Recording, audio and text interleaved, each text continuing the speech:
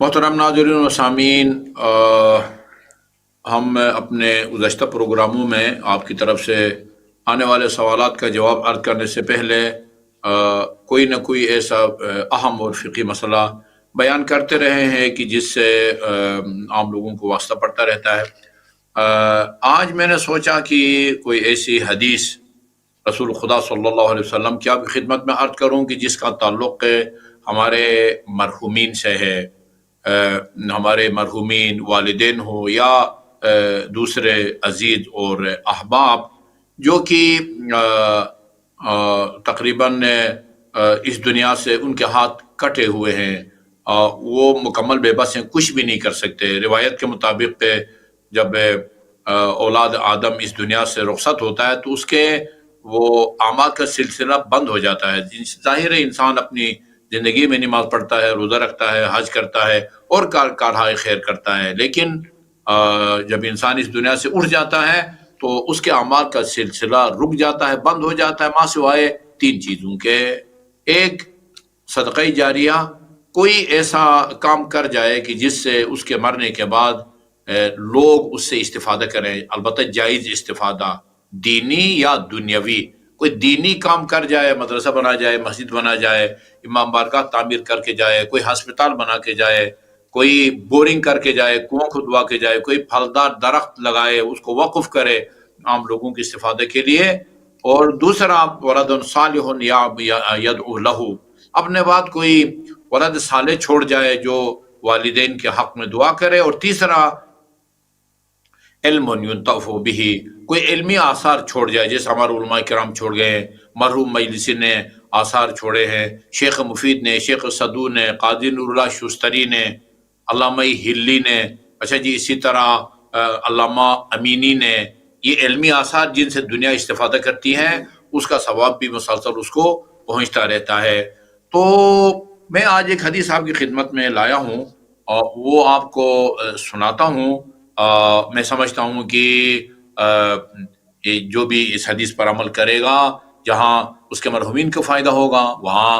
مجھے بھی فائدہ ہوگا جس نے آپ کی اس کار خیر کی دعوت دی۔ حدیث رسول یہ ہے، ان ارواح المؤمنین تاتی کل جمعۃ الی السماء الدنیا، 7 آسمان ہیں، ان میں سب سے نیچے جو آسمان ہے جو ہمیں نظر آ رہا ہے اس کو آسمان دنیا کہا جاتا ہے۔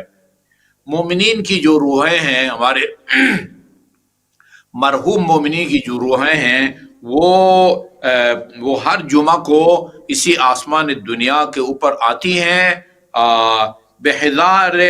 دورہم و بیوتہم، یعنی ان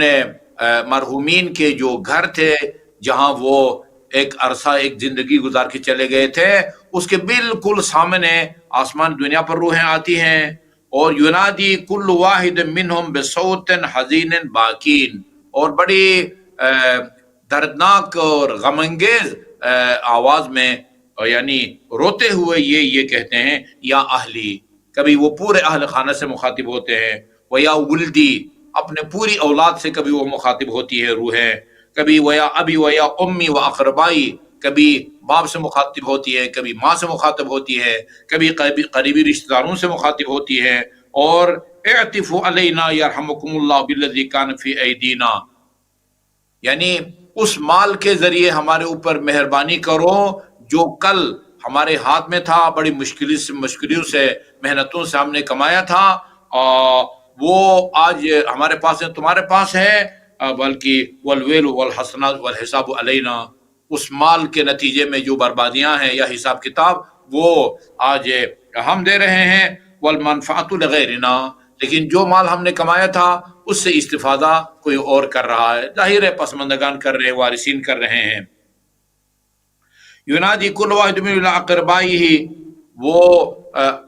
ہر روح اپنے قریبی رشتہ داروں سے مخاطب ہوتی ہے اور کہتی ہے اعطفوا علینا بدرہم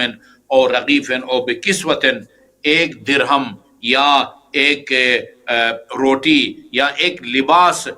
کے ذریعے وہ ہمارے اوپر مہربانی کرو، یکسوکم اللہ من لباس الجنہ، اس کے بدلے میں اللہ تعالیٰ تمہیں جنت کا لباس پہنائے گا۔ ثم بکن نبی،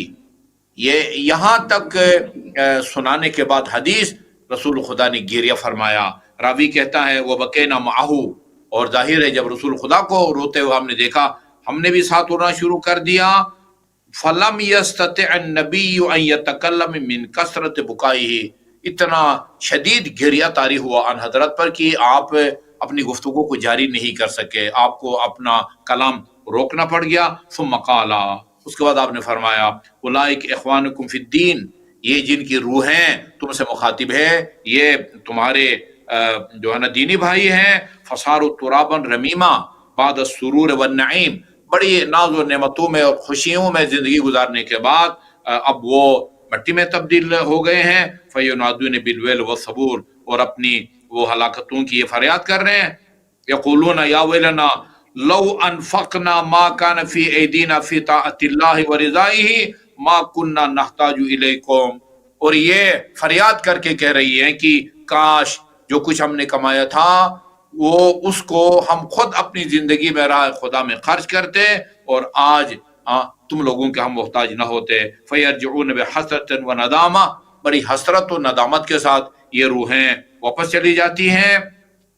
یا ینادون، اور آخر میں آخری یہ فریاد کرتی ہے، اسرعوا صدقۃ الاموات، یعنی اموات مرحومین کے ایصال ثواب کے لیے صدقہ دینے میں تاخیر مت کرو، اور جتنا جلد ہو سکے یہ ان پر مہربانی کرو۔ اللہ تعالی ہم سب کو اپنے مرحومین، خصوصاً والدین جن کے مرحوم ہیں، والدین کو یاد رکھنے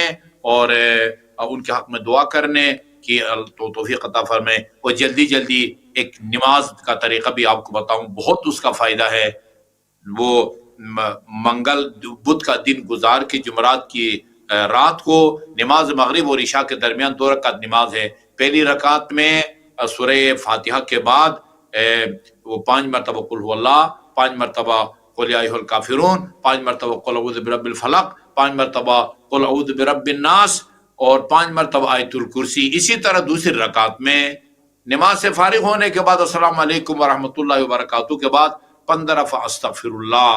پھر اس کا ثواب والدین کی روح کو ہدیہ فرمائے جو شخص یہ کام کرے گا فقد ادا حق والدی ہے، اس نے والدین کا حق ادا کر دیا ہے۔